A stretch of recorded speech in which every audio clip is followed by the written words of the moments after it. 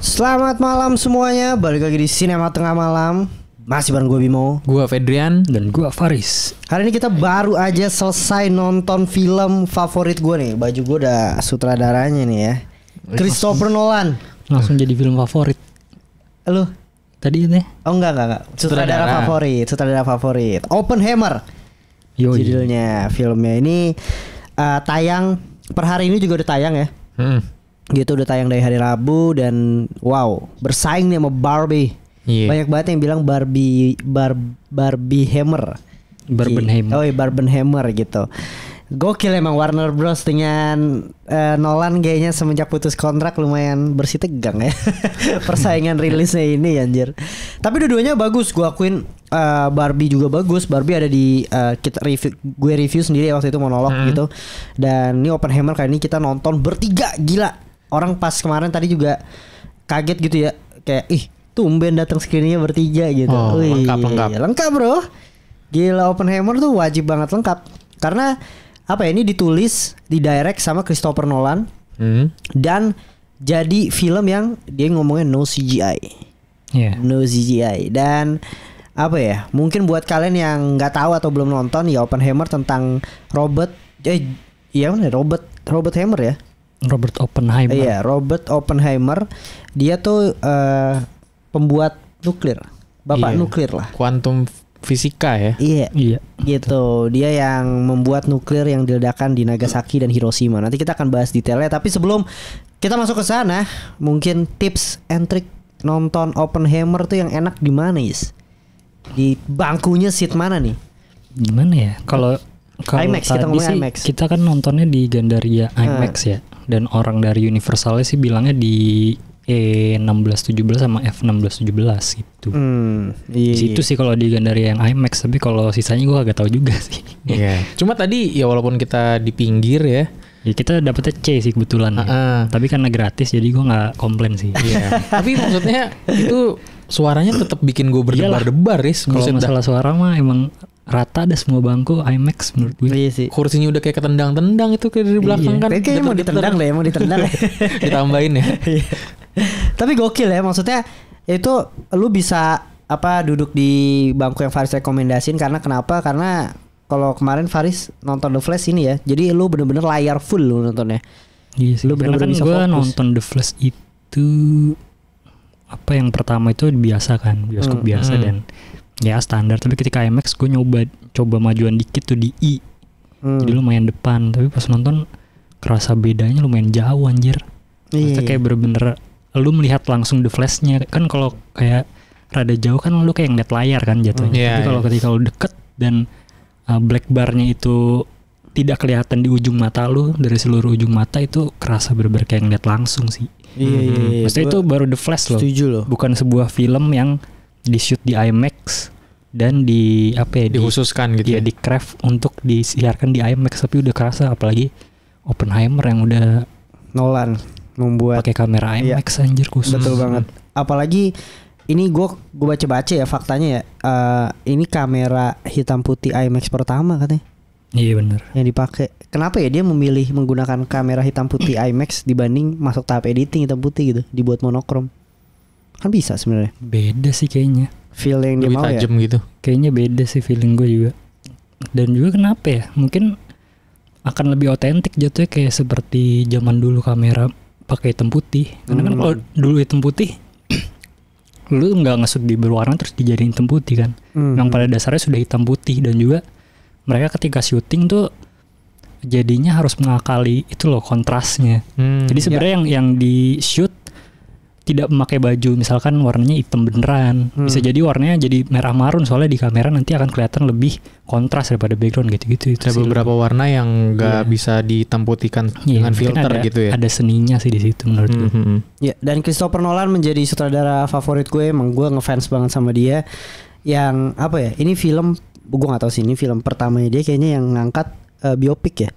Dunkirk kan Dunkirk juga. Tapi maksud gue Dunkirk itu masih benar-benar. Ini yang benar-benar orang. Dan Dunkirk tuh masih ada segi aksinya tuh perangnya gitu loh yang emang lumayan buar ini benar-benar lu ngikutin perjalanan orang itu dari awal gitu.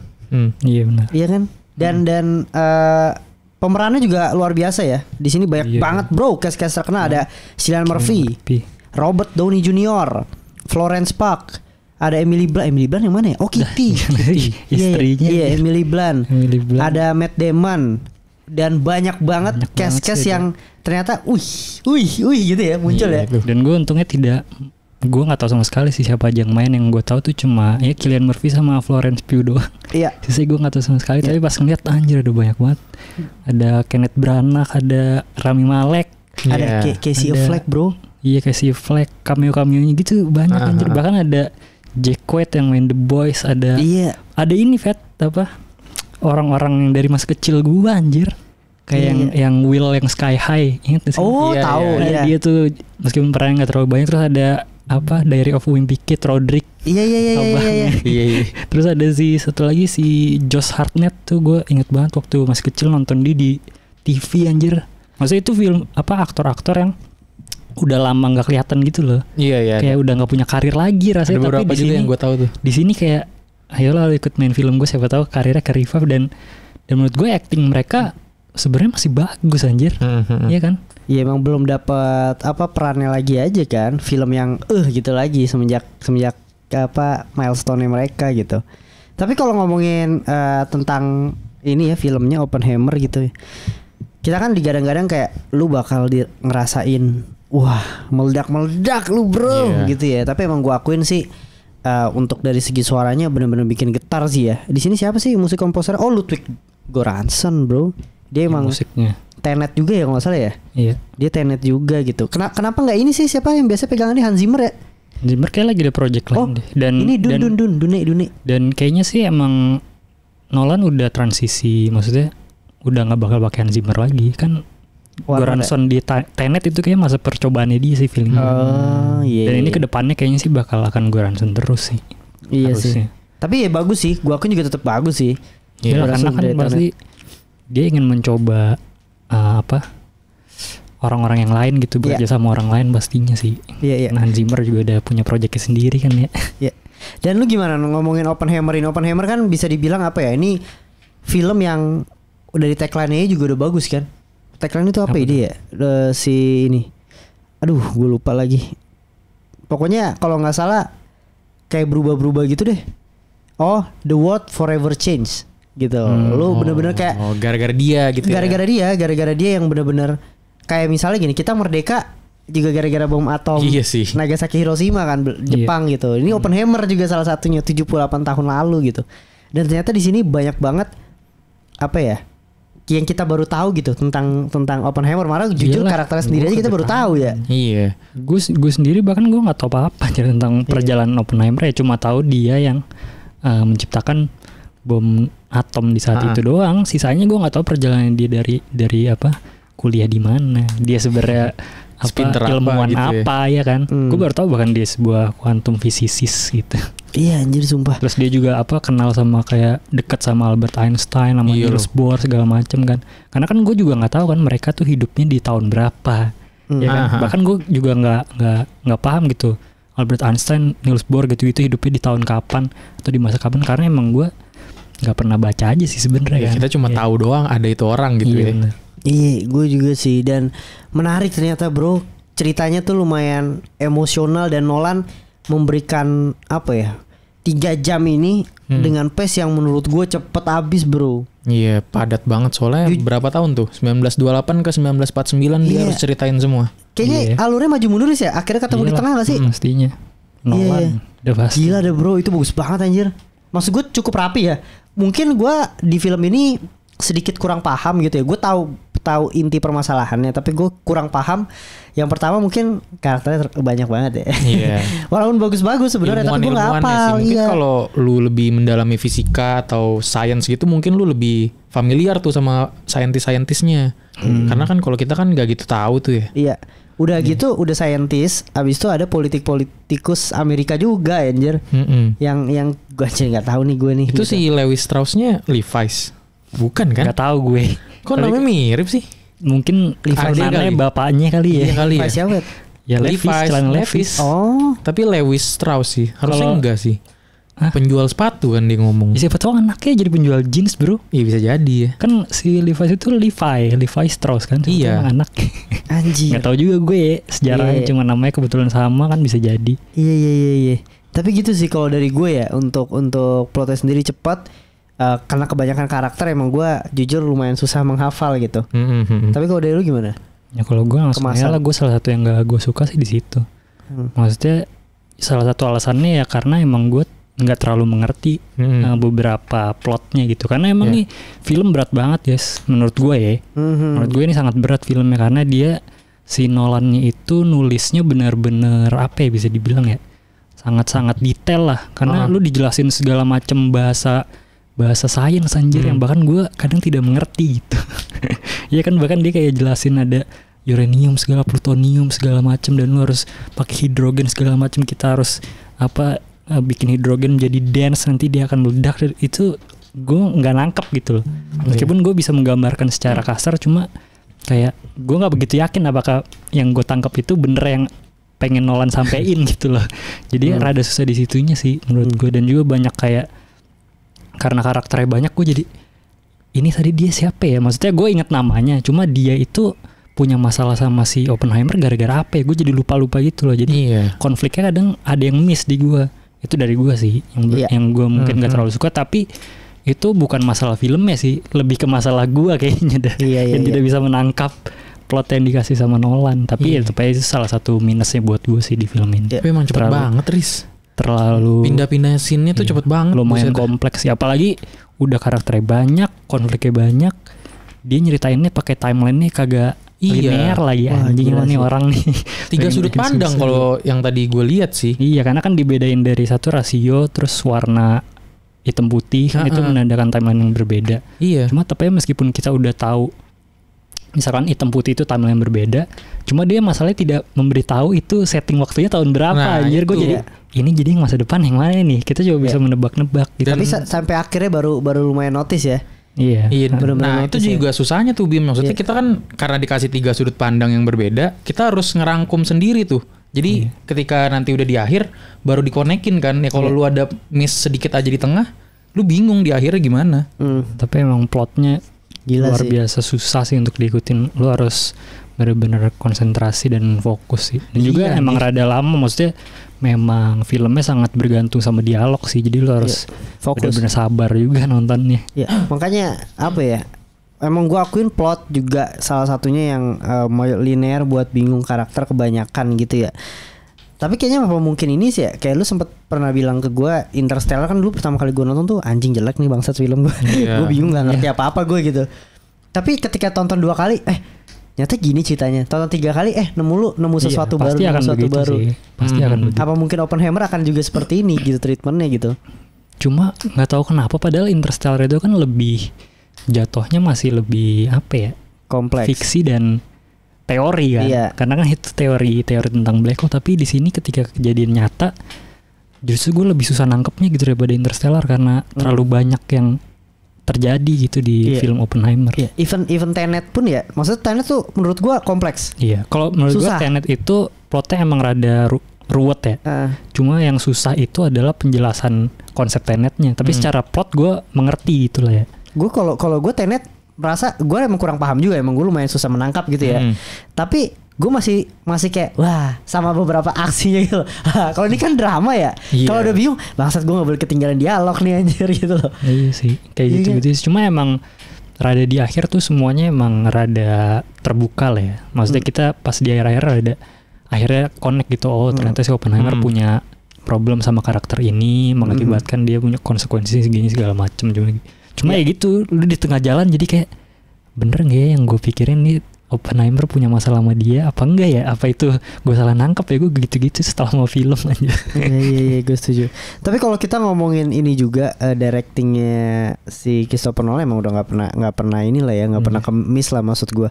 Ada momen yang mungkin ini bagai karena gue kurang paham ya sama inti dari ceritanya. Padahal itu gue tahu scene itu bener-bener nanti aja kali di spoiler ya.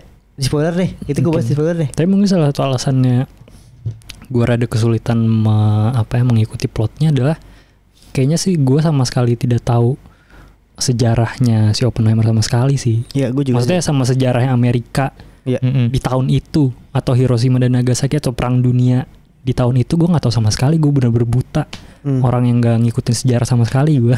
Apalagi tentang hal fisika gue nggak tahu, dan nonton ini lumayan rada bingung sih. Tapi mungkin kalian yang emang udah ngerti apa kisah perang dunia segala macam sejarahnya akan lebih bisa relate lebih, iya, lebih mudah untuk memahami sih. Gue cukup mengikuti gitu perang dunia kedua gitu, Nazi, terus ada perang dingin, Cuma gue nggak Jepang, tahu tapi kayak- nggak detail banget gitu loh. Iya, heeh. Terus juga salah satu ininya adalah politik sih kalau gue, karena gue nggak suka banget gue politik, menurut gue sangat boring anjir. Dan itu menjadi Makin ini ya, Iya, dia makin makin susah, berat anjir. anjir. Dia bener-bener politiknya berat bro. Iya, anjir. Asli yang ini. lumayan sih. Iya, karena kayak temennya Oppenheimer aja tuh kayak bisa mau mengkhianati dia Backstep gitu ya. Iya. Jadi nggak tahu sebenarnya ini teman yang asli yang mana. Iya bener. Oke deh, sebelum kita masuk ke spoiler, tapi gue mau ngomong bom atomnya dulu nih. Gila. Sebenarnya masih Gimana menurut banyak sih yang bisa dibahas. Menurut gue emang yang film ini yang paling gila adalah dari segi visual sama sound design sih. Menurut gue Iya. itu udah yang paling lo? Juara lah. nggak bisa lo temuin di mana-mana dah. Iya, Kalau plot mungkin menurut gue emang gue nggak terlalu suka gitu ya. Cuma kalau dari sound design udah gila dah. Lo nggak Pengalaman bisa, itu loh. Iya itu lo nggak bisa sih nonton nunggu di TV di TV apa maksudnya Di streaming, ya. Nggak iya. bakal bisa sih. Lo harus nonton di IMAX minimal. Itu udah minimal menurut gue. IMAX tuh minimal. Karena gila. Maksudnya belum pertama kali kita masuk ke bioskop duduk dan film mulai itu kan nggak langsung bom atom ya. Kayak baru cuma visionnya si Oppenheimer kayak melihat Apa yang dia lihat gitu kan. membayangkan dunia kuantum kan. Tapi gila getarnya kayak gitu, anjing baru mimpi doang. Iya sih. Gila banget sih, apalagi pas nuklirnya. Iya. Pas Maksudnya atom ya. itu gila sih. Percobaan atom pertama kali itu bener-bener intens banget sih menurut gue. Gila. Itu doang tuh, itu gue lumayan menunggu tuh sampai bangun gue. Walaupun sebenarnya gue ada sempat tertidur dikit. Iya. Ada di beberapa part gue yang tertidur dikit gitu loh. Mungkin tipsnya berarti buat nonton jangan pas habis pulang kerja ya. Berat sih. Iya. Lu Iya. kalau bisa jangan keadaan capek dah. Mikir 2 kali otak lu coy. Iya. Lu pas jangan lagi keadaan nonton. capek sih menurut gue sih. Kayak gitu. Dan kalau lu mau maraton antara Barbie sama Oppenheimer, mending lu nonton Oppenheimer dulu baru Barbie. Jadi lu, karena Barbie lumayan berat juga gitu. Jadi lu nonton Oppenheimer, seenggaknya Barbie lumayan nge-refresh lu lah. Kayak gitu. Baru nonton Doraemon tuh terakhir. Saya udah capek duluan dah. Tapi apalagi apa yang mau lu bahas nih sebelum ke bom atom, Is? Apalagi ya? Mungkin Kalau sound sih gue setuju lah. Gue dari itu mah udah berapa kali anjir. No play ya. Iya, itu juga salah satunya. merinding banget anjir. Lu gak bisa tidur terlalu lama anjir, sama soundnya juga jebret, kaget lu anjir. Parah, gue merinding banget anjir, setiap kursi bergetar tuh gue selalu merinding dah. Iya anjir. Separah itu anjir, kerennya. Bagus sih. Visualnya sih juga. Maksudnya dia kayak di ledakannya beberapa itu ada efek apa, suaranya kan, suara kan emang Iya, lama kan lama. travelnya. Iya. Zzz, anjing keren banget. Kayak sunyi dulu terus kelihatan tuh. Terus Tapi secara itu visual deg-degan lo ya? ngelihat, iya lu secara visual ngelihat asapnya jalan lama mendekat. Pas deket blar anjir, Iya. keren banget dah. Tapi bener-bener ini ya, apa Kayak lu gitu. ngerasa kayak pas berhenti, aduh gue takut kaget anjir. Iya. Itu gitunya anjir. sebelum moment of silence-nya juga suara violinnya gila anjir kalau lu dengerin tuh. Iya sih. Apalagi Kayak yang gede banget. Iya benar. Yang ledakan nuklir pertama kali itu Fet, yang bener-bener sunyi cuma suara napas doang anjing. Kayak bener-bener di situ apalagi kalau yang di satu layar di depan muka ya anjing. Tapi lu sadar gak sih, nih apa cuma gue doang ya, di Tenet sama si Oppenheimer ini dipegang sama Ludwig Göransson ini, hampir filmnya tuh nggak pernah sunyi gitu. Maksudnya selalu diisi yang lu tuh sampai lu notice ini soundnya gitu loh. Maksudnya? Maksudnya kayak ya bagus ininya. Contohnya? Positifnya. Misalnya kayak lagi ngomong lagi dialog aja nih, tapi ada musik kayak kayak maksudnya Backsound gitu di backsound belakang. backsound yang ngebuat itu tuh dramatik gitu loh menurut gua.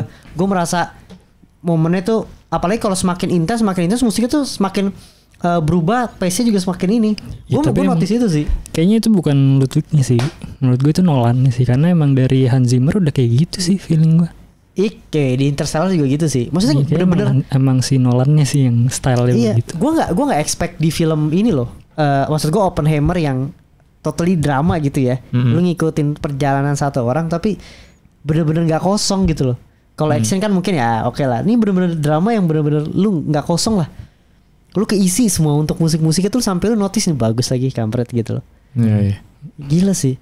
Mungkin sama visualnya sih di IMAX tuh emang udah gila ya.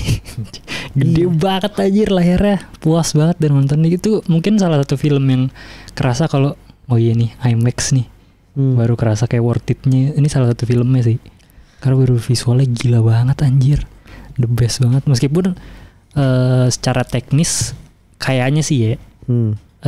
IMAX kita tuh nggak full potensial lah bisa dibilang ya. Iya. Maksudnya kan IMAX kita itu kalau kita di Gandaria itu laser. Jadi maksudnya di yang Nolan pakai film beneran itu Fat. Yang beratnya 200 kilo satu itu cuma ada di berapa ya? 30 tempat apa 30 apa 300 tempat gitu di seluruh dunia. Yang paling dekat ya di Australia yang pakai film beneran. Kalau kita masih digital jatuhnya. Ya mungkin secara ini lebih terang, cuma katanya sih yang film katanya gambarnya lebih tajam, katanya sampai 16K bro. Gile. Kalau yang digital cuma 4K. Anjir, cuma berapa? 4. Iya. Bro, gila banget anjir. Mungkin secara potensial memang kita tidak full, tapi ini aja udah mantep banget. Gila banget ini sih. Lu apalagi udah full experience nonton di yang rekomendasi Nolan ya. Wah anjing lu. Kayaknya lu gosong deh lah. Bener-bener jebret aja hilang. Oke, gue kayaknya pengen nonton lagi cuma pengen buat yang experience doang sih. Gue juga kepikiran. Maksudnya secara plot sebenarnya gue rada malas tuh di awal-awal ya. Iya. Cuma gue pengen experience pas meledaknya doang itu anjir sebenarnya. Iya kayak sih pengen nonton lagi sih makanya. Gue juga sih, gue juga salah satunya bener gue setuju sama Faris gitu. Tapi luar biasa, budgetnya itu 2 triliun bro. Iyalah.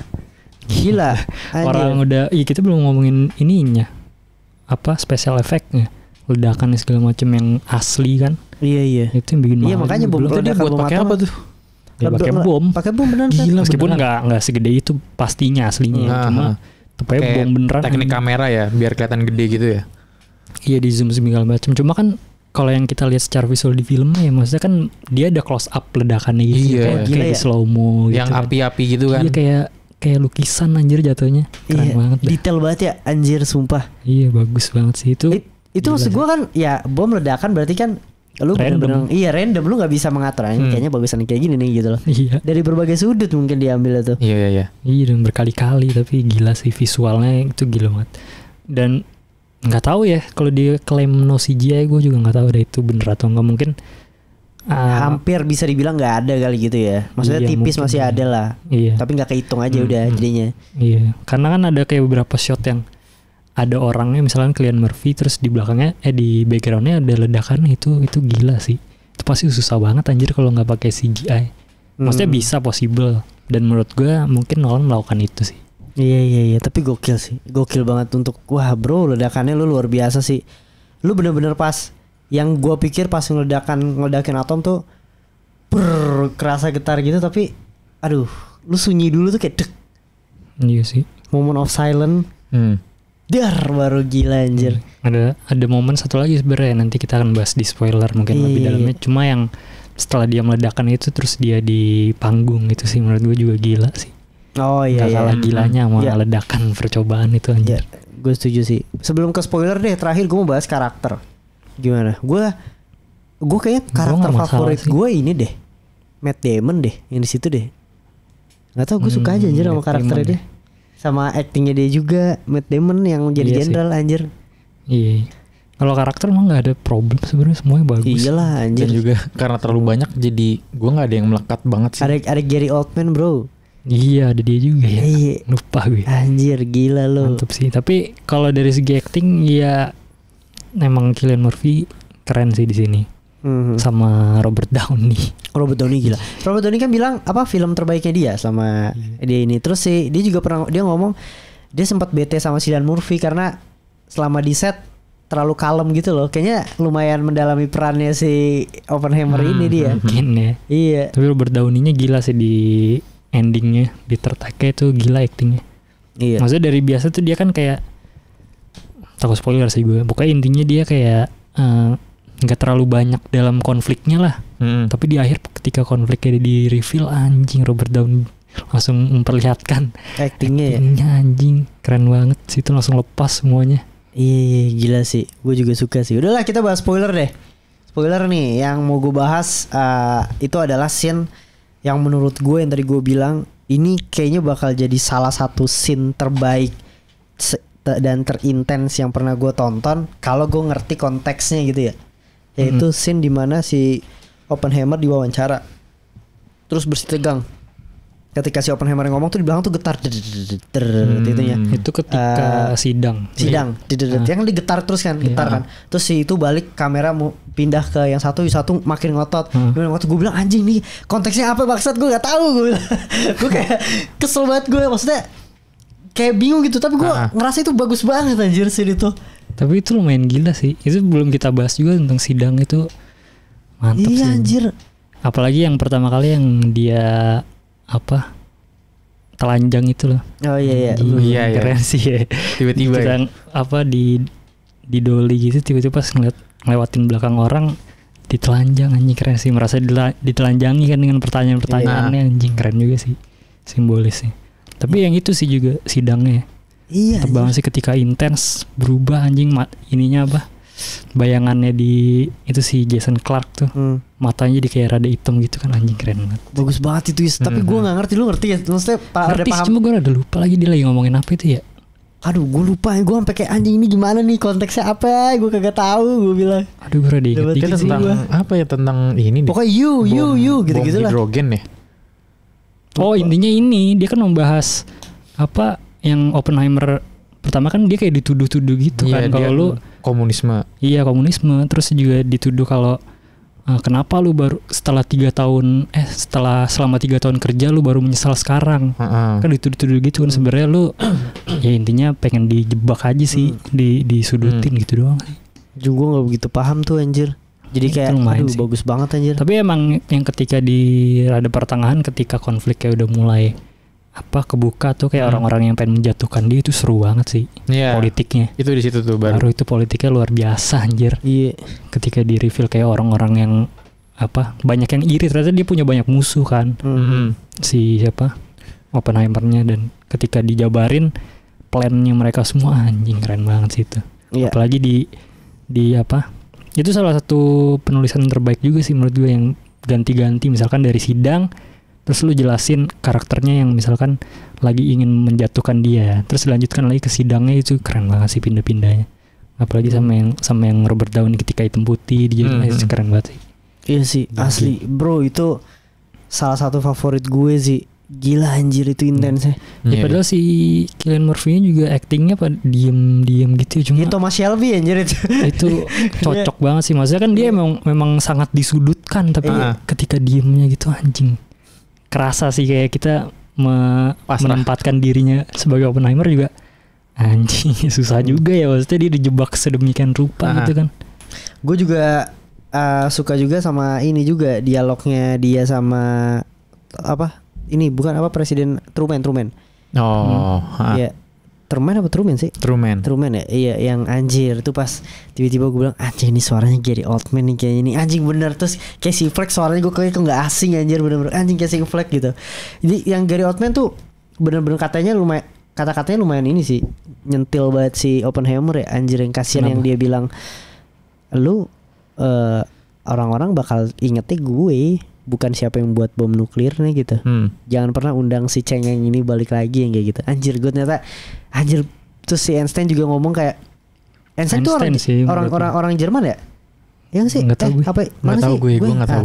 Gue takut salah. Pokoknya intinya dia kabur dari negaranya kan? Iya. Gitu kan. Nah terus dia nyaranin si Oppenheimer kan. Cuma Oppenheimer kayak nggak, gue cinta sama negara gue anjir. Itu gila sih yang Einstein ngasih tahu tentang ilmuwan basically kan. Ketika lu menemukan sesuatu pasti lu awalnya bakal disiksa sedemikian rupa sama negara lu sendiri gitu.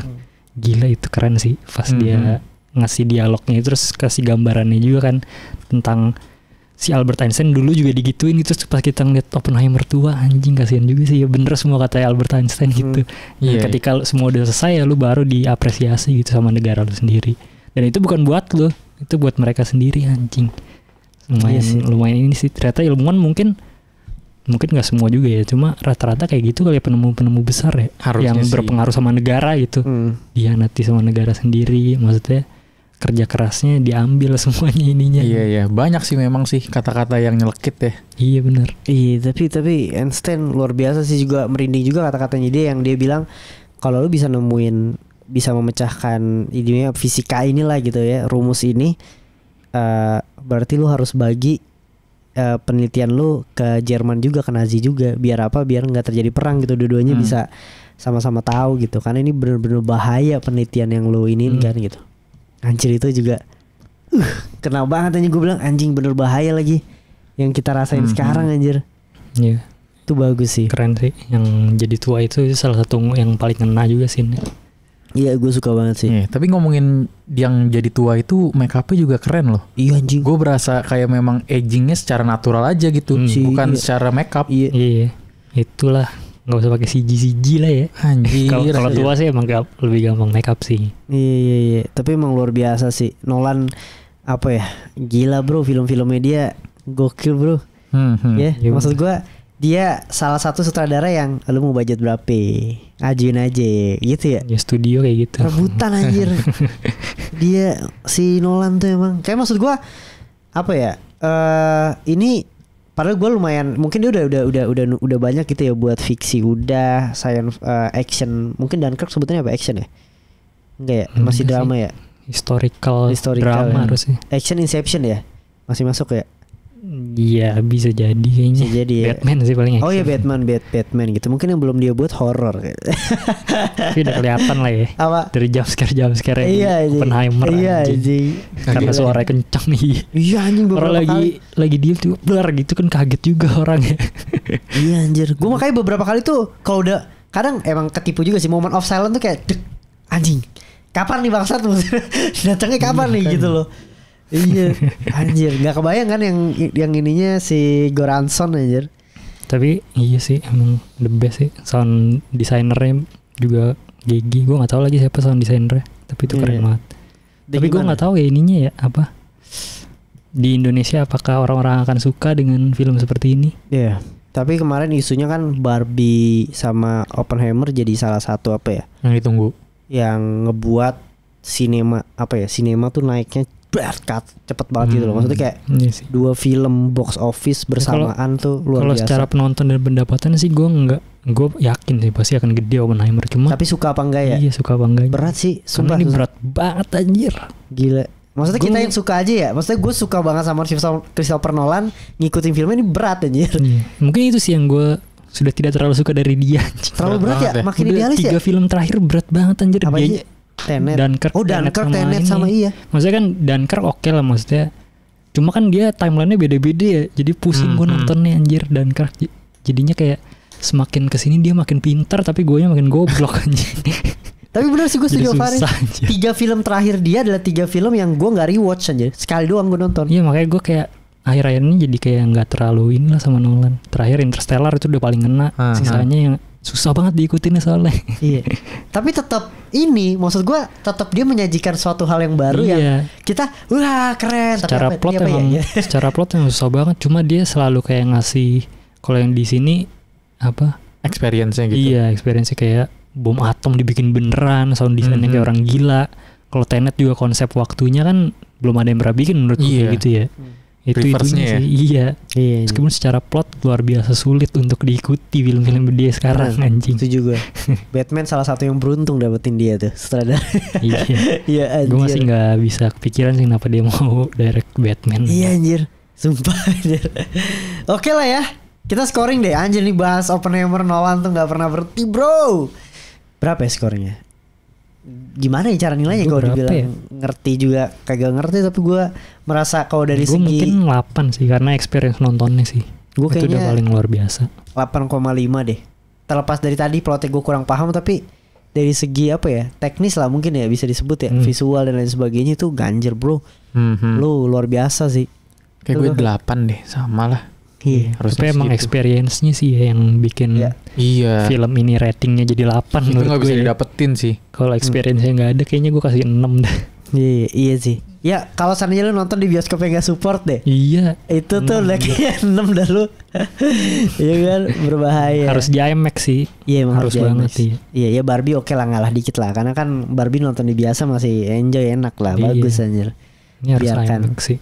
Karena ini juga apa sih, Nolan kayak nyaris berapa persen full kamera IMAX kan? Iya. Memang. Kayak baru rekor lah, maksudnya sejarah lah itu, belum ada yang pernah sebelumnya. Karena kalau lu tahu sebenarnya kamera IMAX itu adalah belum banyak yang pakai karena satu mahal pastinya kan, budgetnya sangat gede. Yang kedua berisik katanya. Jadi kalau lu rekam dialog nggak kedengeran sama sekali, lu harus redo semuanya di dubbing ulang. Oh iya, semua sound designer aja karena gitu kameranya, makanya jarang ada yang pakai. Cuma dia doang nih si bangsat. Jadi banyakan rata-rata film tuh cuma action doang pakai IMAX. Karena gitu. kan zaman dulu misalnya kayak Batman ya paling cuma 10% pakai kamera IMAX. Mungkin yang nggak ada dialognya terus kayak gimana gitu. Karena kan kalau nonton di IMAX jadi kalau lu ngeliat ada rasionya, wih black bar-nya hilang, berarti itu ya di shotnya di kamera IMAX gitu. Tapi di sini kan nyaris dari awal sampai akhir ya. Iya, semuanya full ya. Banyakan dialog lagi. Iya, paling cuma beberapa yang kayak black bar-nya ketutup dikit, mungkin itu bukan pakai kamera IMAX. Cuma ya kayak gitu sih sejarah. Iya anjing gokil. Tapi katanya si IMAX lagi bikin kamera baru. Develop ya, develop. Ya mungkin akan menghilangkan suara krrrr gitu. Tapi ya gue rada setuju sama statement orang yang bilang Nolan itu yang menciptakan teknologi yang ngikutin Nolan anjir. Bukan apa Nolan yang ngikutin teknologi anjir. Jadi dia stats segini lalu teknologinya ini harus bisa ngikutin dia anjir. Kecuali CGI. Iya. Karena nggak dipakai. Iya anjir. Oke lah ya, segitu ya dari Sinema Tengah Malam. Komen langsung di kolom komentar. Emang gila kalau bahas Nolan film-filmnya karena rumit jadi panjang bro. Tapi nggak apa-apa. Jadi kalian langsung tulis di kolom komentar gimana kalian experience udah nonton dan gimana. Juga jangan lupa like, komen, dan subscribe ya.